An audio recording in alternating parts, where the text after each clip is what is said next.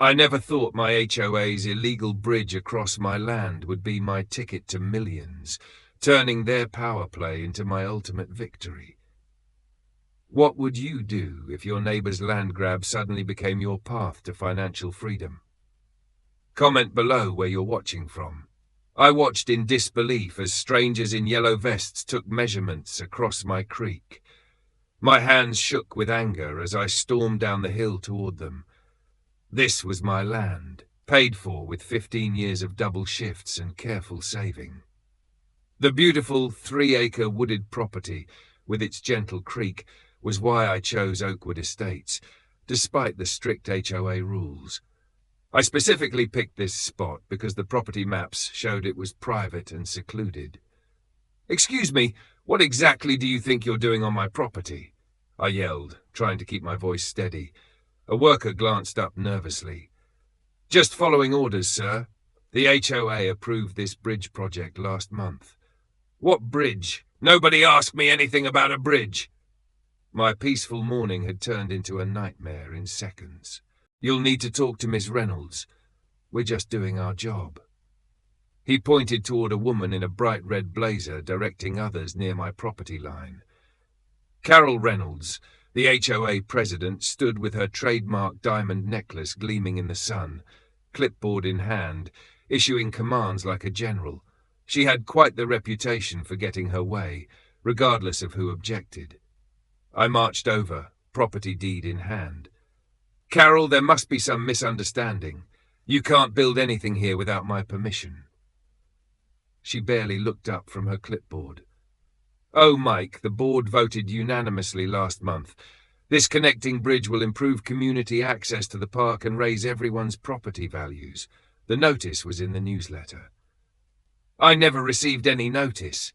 And more importantly, you're building on my land without permission or permits. That's illegal." Carol's perfectly lined lips curved into a condescending smile. "Don't be dramatic.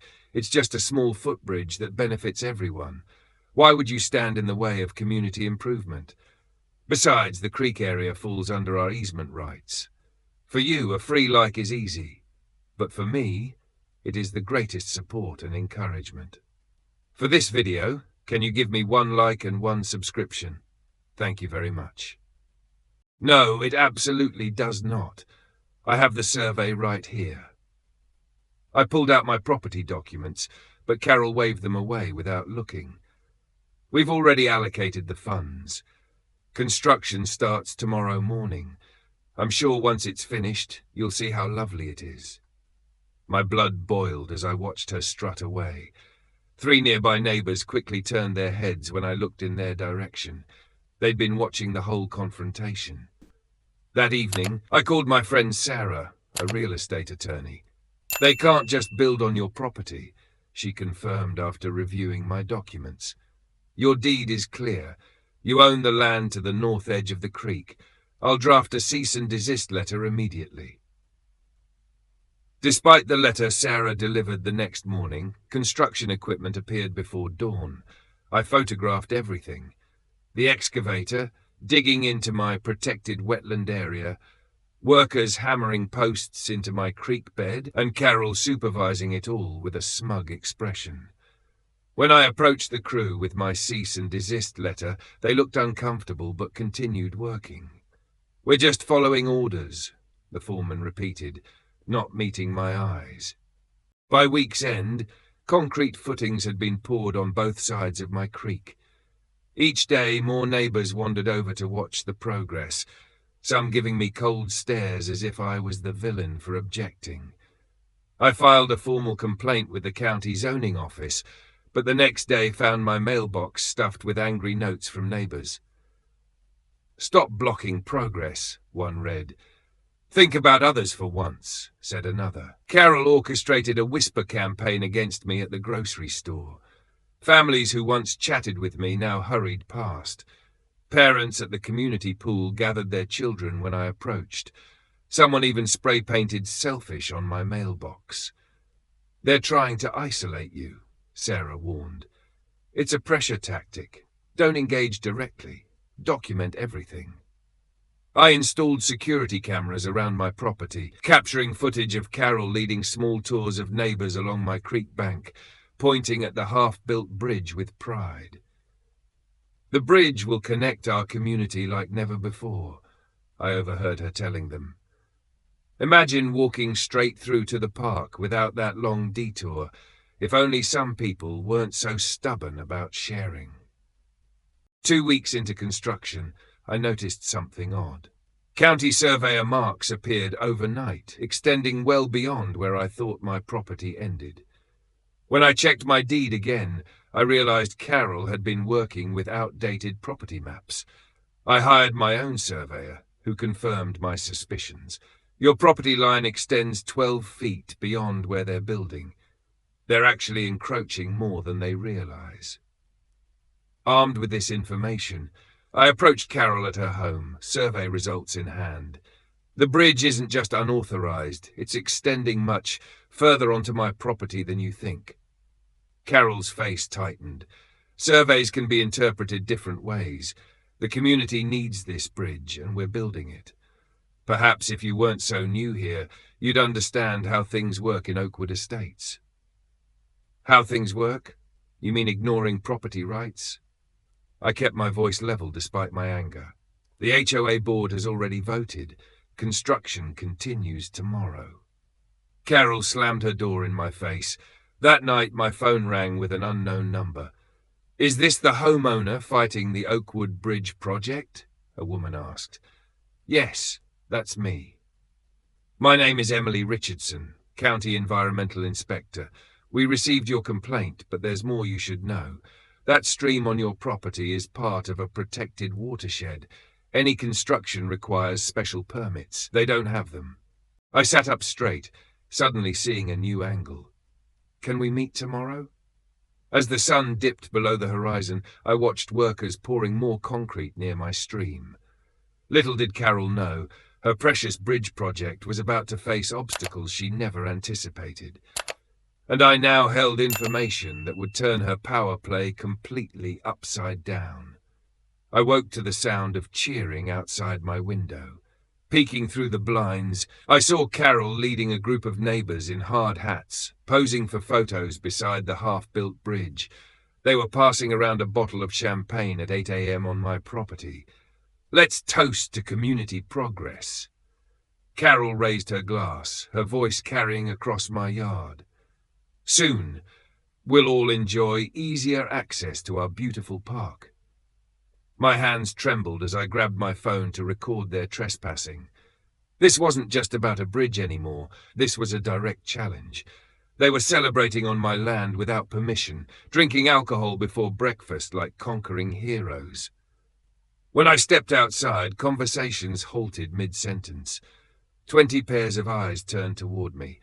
"What a lovely surprise," I said calmly, still recording. "I wasn't aware I was hosting a party on my private property this morning." Carol's smile didn't waver. "We're having a little bridge-warming celebration. You should join us instead of fighting progress. It's for everyone's benefit, after all."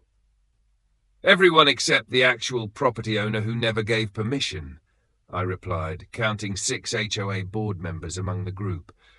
"I noticed none of you responded to the legal cease and desist letter." Mrs. Jenkins from the corner house looked uncomfortable. "Carol told us this was all handled properly, that you were just being difficult." "Did she also mention the county environmental inspector who visited yesterday? This construction violates protected watershed regulations." Carol's face flushed red. "Don't listen to his scare tactics. We have all necessary permissions. I've documented everything," I continued, still filming. "The unauthorized construction, the trespassing, today's little champagne party. My attorney will be fascinated." The crowd began dispersing quickly, leaving Carol standing alone by her precious bridge foundation. "You're making enemies you can't afford," she hissed. "This neighborhood has ways of dealing with troublemakers." That afternoon, I found my car tires slashed in my driveway. The security cameras caught nothing, but the message was clear. I called Sarah immediately. "They're escalating. What can we do to stop this construction faster? I filed for an emergency injunction, she explained, but Carol called in favors with Judge Harrison, who's delaying our hearing. They're racing to finish before we can legally stop them. The next day, trucks delivered steel bridge beams before sunrise. Workers bolted them into place while I watched helplessly, waiting for our court date. Carol drove by twice, smiling and waving each time. That evening, an unmarked envelope appeared in my mailbox, containing photos of other problem homeowners who had fought the HOA. One had moved away after constant harassment. Another, after mysterious water damage to their home, was deemed not covered by insurance. I couldn't sleep that night. What if the bridge was completed before our court date? Would a judge force them to tear it down, or would I be stuck with an unauthorized structure on my land forever? The phone rang at 11:30 p.m. "Is this the homeowner fighting the Oakwood Bridge?" a man's voice asked. "Who's asking?" I replied cautiously. "Thomas Reynolds, Riverside Development. I've been following your situation with interest. That bridge they're building, it might be worth millions to the right buyer." "What are you talking about?" I sat up straight. "Meet me tomorrow at Oak Street Coffee at 9 a.m. Bring your property documents and survey. You'll want to hear this." The next morning, Thomas slid a folder across the table. "The township has been trying to connect their trail system to your neighborhood park for years. This bridge creates the perfect link if it has legal access rights." I flipped through the documents, stunned. "You're saying the HOA accidentally built infrastructure that completes a major trail connection? The township would pay handsomely for an easement, but here's the interesting part. Only the property owner can grant those rights, not the HOA." For the first time in weeks, I smiled. "So, they're building something valuable, but I control its use?" "Precisely. And from what my sources tell me, the township has budgeted several million for this connection in next year's Parks Fund." I left our meeting with newfound confidence and a strategy. Rather than fighting the bridge directly, I would let them finish, documenting every violation along the way. When I returned home, construction had accelerated. 24 workers swarmed over the site, racing to complete the project. Carol stood with the HOA treasurer, pointing at blueprints. "Good afternoon," I called cheerfully. "The bridge is looking lovely." Carol's expression shifted from surprise to suspicion. "Have a change of heart. Let's just say I'm seeing the bigger picture now. By the way, did you get permission from the Army Corps of Engineers? This waterway falls under their jurisdiction." The treasurer paled visibly. "You said that wasn't necessary, Carol." "It's not," she snapped. "He's bluffing." I shrugged. "Might want to check federal regulations before making that claim. But please, continue building. I'm fascinated to see the finished product." Their confusion at my sudden shift was almost comical. As I walked away, I heard Carol hiss, "Find out what he's planning."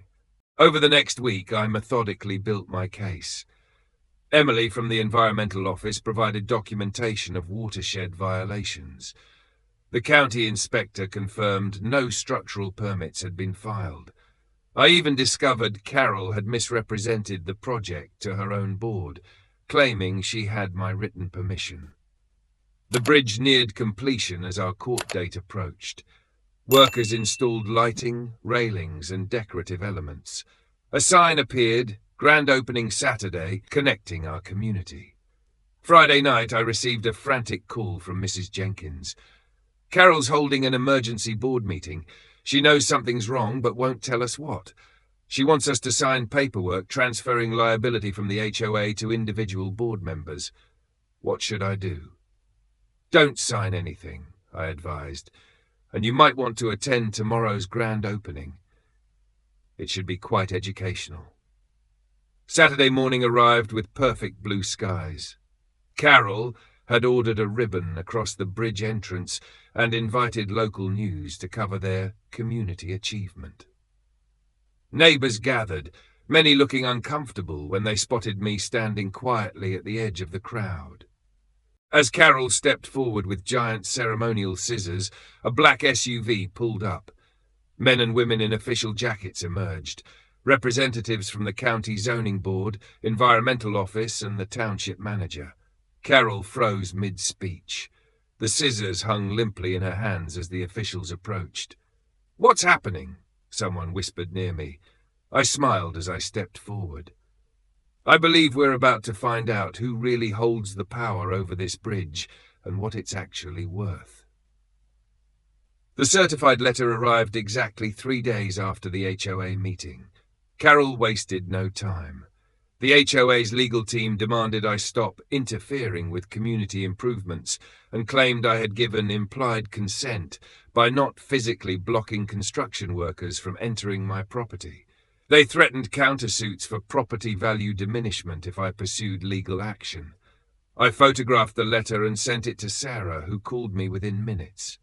"They're scared," she said, laughing. "This letter proves they know they've messed up. Implied consent isn't a thing when they trespassed on clearly marked private property. We have your no trespassing signs on file, your cease and desist notices, and your police reports." "So, what's our next move?" I asked. "Let me file our response, then we wait. They'll come to you." Sarah was right.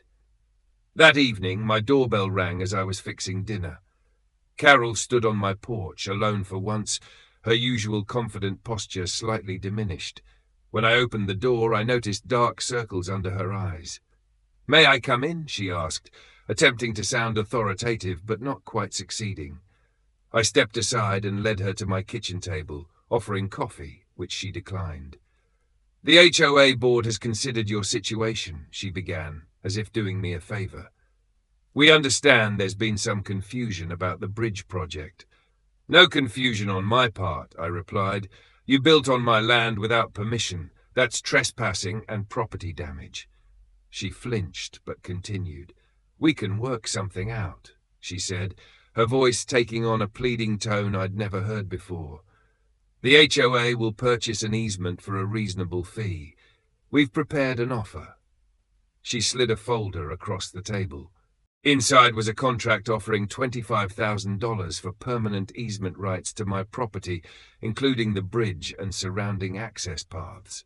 "Define reasonable," I replied, closing the folder without signing. Carol's jaw tightened.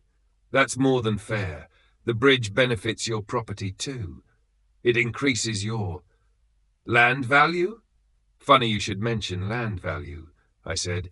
"I've had 3 different appraisers out this week. Do you know what they valued my property at with the new connecting point you've created?" She didn't answer, but her fingers tightened around her purse strap. "Much more than $25,000, I continued. "Try adding a few zeros." "That's absurd," she exclaimed. "No easement is worth millions." Pine Valley Township seems to disagree. They've been trying to connect their trail system to our park for years. Your bridge suddenly makes that possible. Carol's face flushed. "We won't be extorted. That's our final offer," she said, returning to her imperious tone. "Otherwise, we'll contest any sale and tie you up in court for years." "You built on protected wetlands without permits," I replied calmly. "Environmental protection agencies tend to take that seriously. Are you prepared for those fines while we're tied up in court?" Her confidence faltered. "You wouldn't." "You started this, Carol, not me." As she gathered her purse to leave, my phone rang. The caller ID showed Daniel Cooper, the Pine Valley Township manager. Carol saw the name flash on my screen, and her eyes widened. "Excuse me, I need to take this," I said, stepping into the living room. "We've increased our offer," Daniel said without preamble. "The council voted unanimously tonight. $7 million for your property and all access rights where we want to create a public nature corridor connecting our communities." "I'll consider it," I replied, loud enough for Carol to hear. "Send over the paperwork." When I returned to the kitchen, Carol stood rigid by the door. "$7 million?" she whispered. "That's impossible." "You created quite a valuable connection point," I said. "Just not valuable to you." Her hand trembled as she reached for the doorknob. "This isn't over. The HOA won't allow you to sell to outsiders without approval." "Check your bylaws again," I suggested. "There's nothing preventing property sales to municipal governments.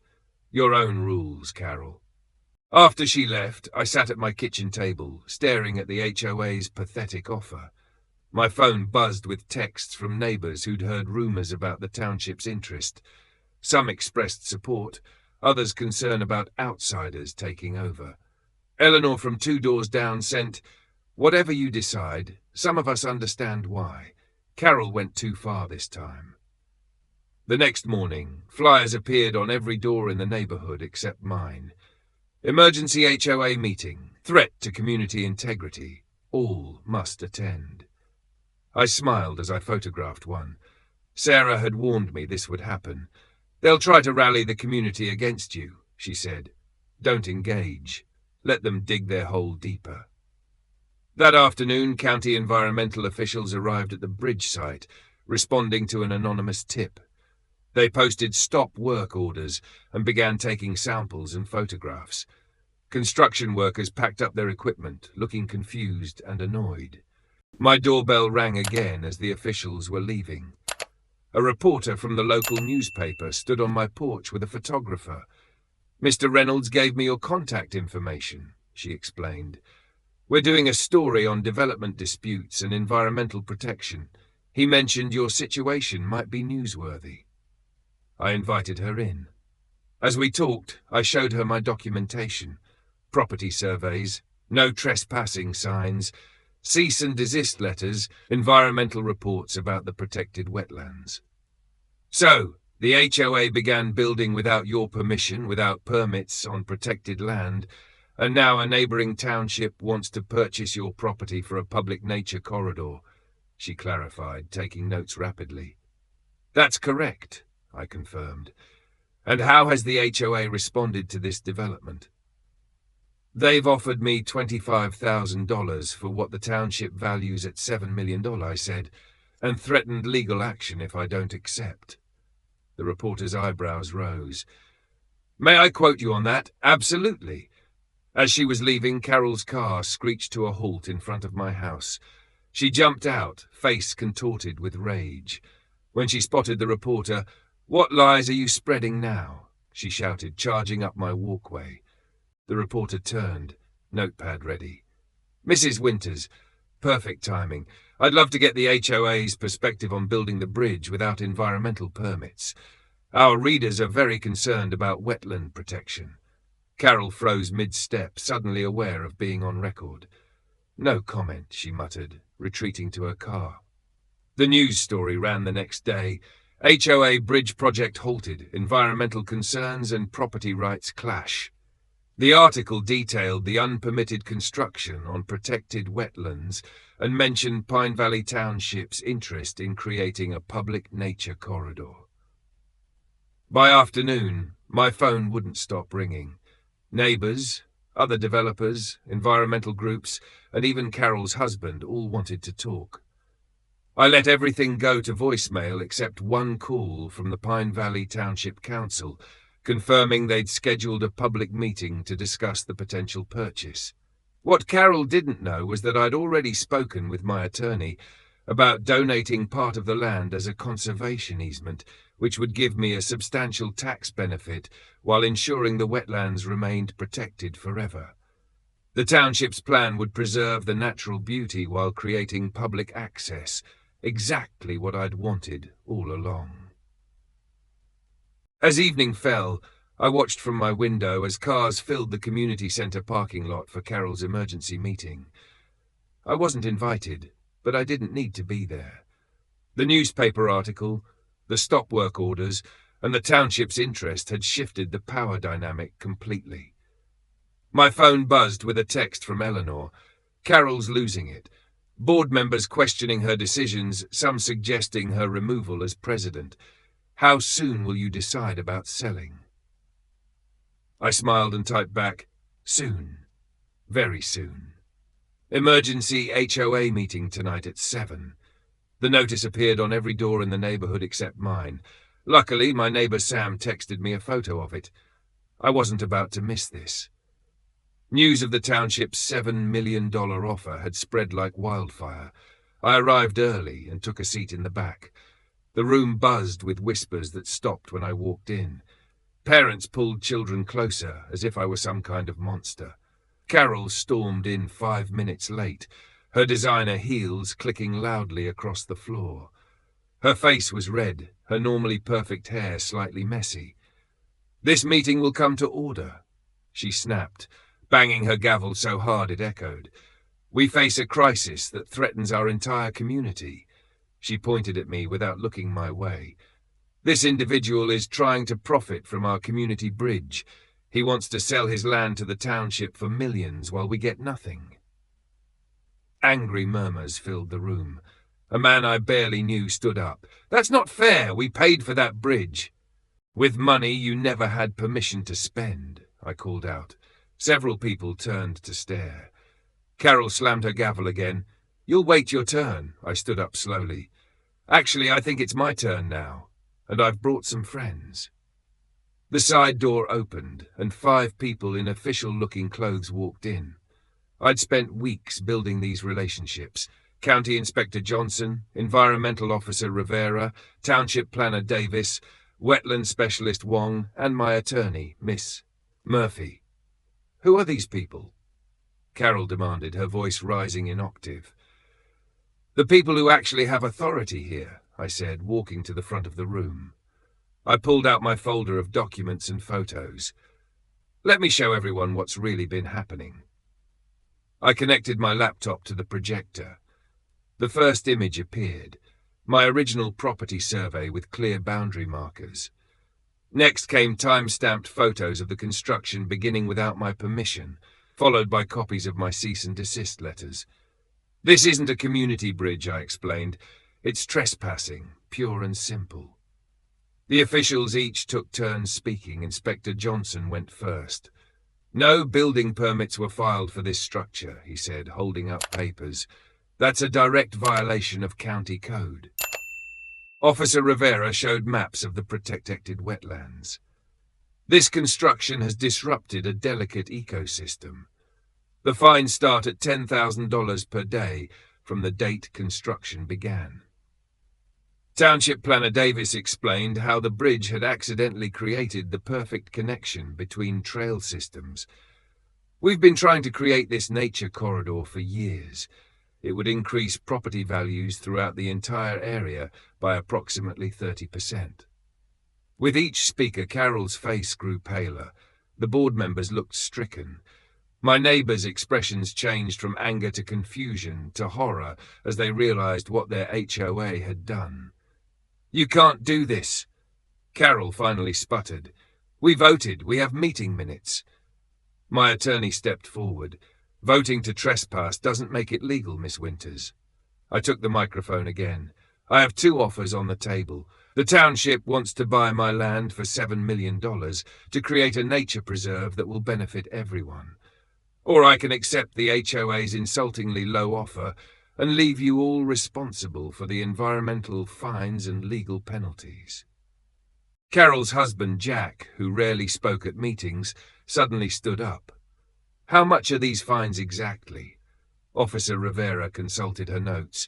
"At minimum, $320,000 so far, possibly up to $1.2 million, depending on the ecological damage assessment." A stunned silence fell over the room. "The HOA doesn't have that kind of money," the treasurer admitted quietly, "which means a special assessment on every homeowner," I pointed out. "Probably around $15,000 per household minimum." The room erupted. Parents who had pulled their kids away from me were now yelling at Carol. Board members whispered urgently to each other. Someone in the back shouted, "Resign!" Carol tried to regain control, banging her gavel uselessly. "We need a private board meeting. Everyone else must leave." Nobody moved. Instead, my neighbor Eleanor stood up. I hadn't spoken to her since she joined Carol's bridge-warming cow trespass party. "Did you ever actually ask permission to build on his land?" she asked Carol directly. "Carol?" Carol blustered. "It was implied. He didn't stop us soon enough." My attorney held up the time-stamped cease and desist letters. My client acted immediately. Eleanor walked over to me, right in front of everyone. "I'm sorry," she said, loud enough for others to hear. "We had no idea she never got your permission. We thought you were just being difficult about the details." One by one, neighbors began coming forward, apologizing, asking questions of the officials. The meeting devolved into small groups, with Carol standing alone at her podium, ignored. The HOA board hastily called for a private session in the side room. Through the glass window, I could see them arguing fiercely. Carol pointed and yelled. Two board members took off their HOA pins and walked out. I stepped outside for fresh air. The township planner followed me. "We can increase our offer to $7.5 million, he said quietly. "The council is meeting tomorrow. This is exactly what we've been waiting for." I looked back at the chaos in the meeting room, at Carol's red face as she screamed at the remaining board members. "Let me sleep on it," I replied. "I think the board might have a new president by morning." My phone rang at 6:15 the next morning. I fumbled to answer it, still half asleep. "Hello?" I mumbled. "Is this the future millionaire?" It was Thomas, the real estate developer who'd first opened my eyes to the bridge's potential value. "What are you talking about?" I asked, sitting up in bed. "Turn on your local news right now," he said. "Channel 8. I grabbed the remote and clicked on the TV. My jaw dropped. There on screen was Carol being interviewed outside her house. The headline at the bottom read, "HOA President resigns amid bridge scandal." "I acted with the community's best interests at heart," Carol was saying, her voice shaking slightly. There was no intentional wrongdoing. The reporter wasn't buying it. "Sources say you proceeded without permission from the landowner and without required permits. Is that correct?" Carol's famous pearls seemed to choke her as she tugged at them nervously. "No comment. I've said all I need to say." She turned and hurried inside her house. The camera panned to show Eleanor standing nearby. "We've elected an interim board," she explained. "Our first priority is resolving this situation fairly for everyone involved." I turned down the volume and called Eleanor immediately. "I didn't know they'd be filming this morning," she said apologetically. "Everyone's in shock. 4 board members resigned last night after reviewing the legal implications." "What happens now?" I asked. "We've scheduled an emergency meeting for tonight. The township representatives will be there. We want to fix this properly." That evening, the community center was packed, not just with homeowners, but with people from neighboring areas too.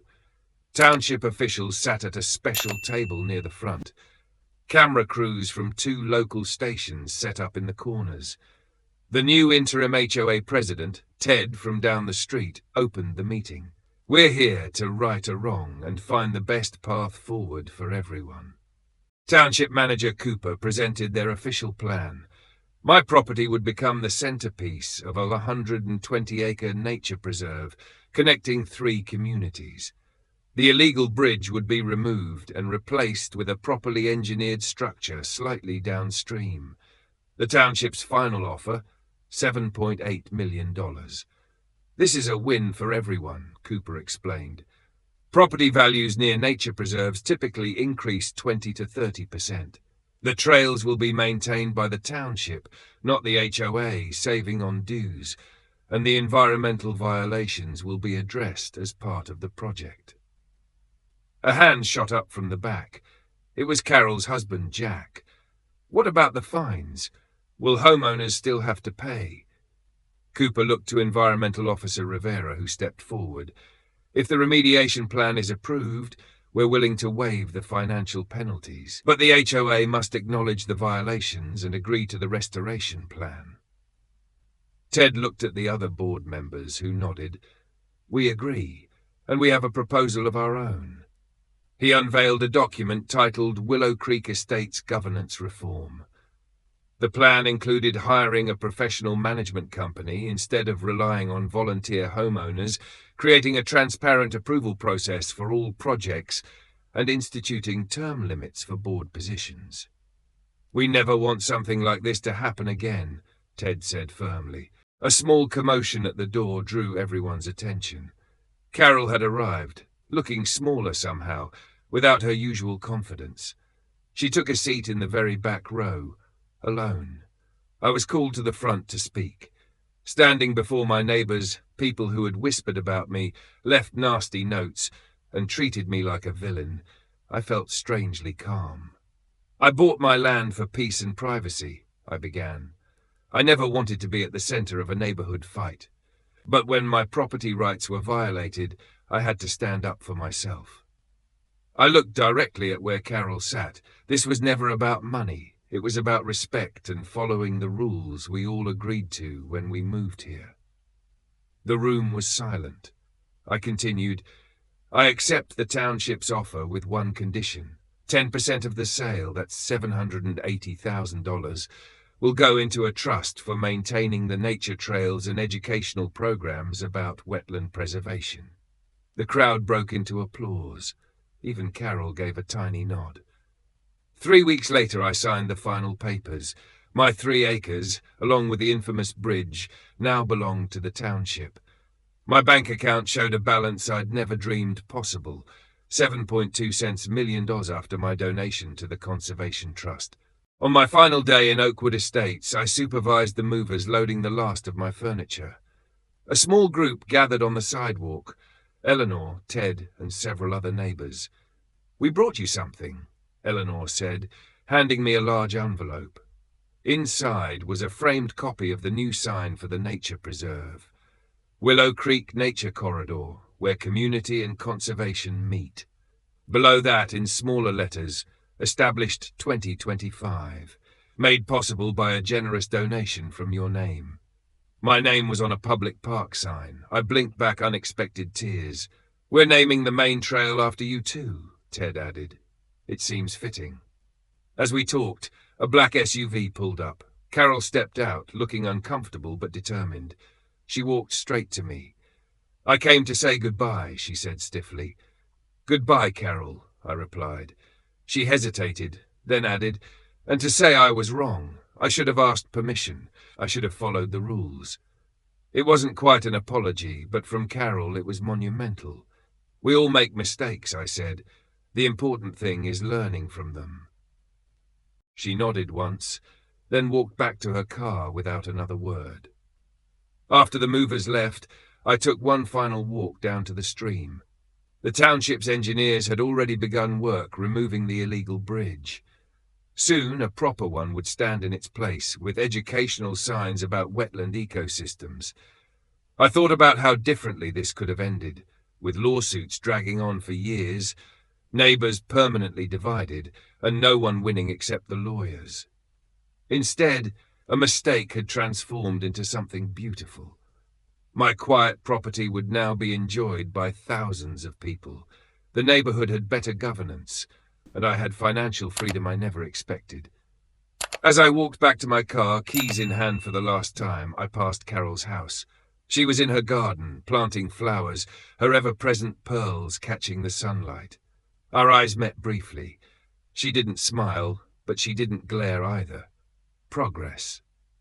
I drove slowly through the neighborhood, remembering how excited I'd been to move here years ago. Life takes strange turns. The bridge that was built to walk over me had instead elevated me beyond what anyone could have imagined. My new beachfront condo was waiting, bought with cash, no HOA in sight. Sometimes in life you have to stand your ground to discover just how valuable it really is.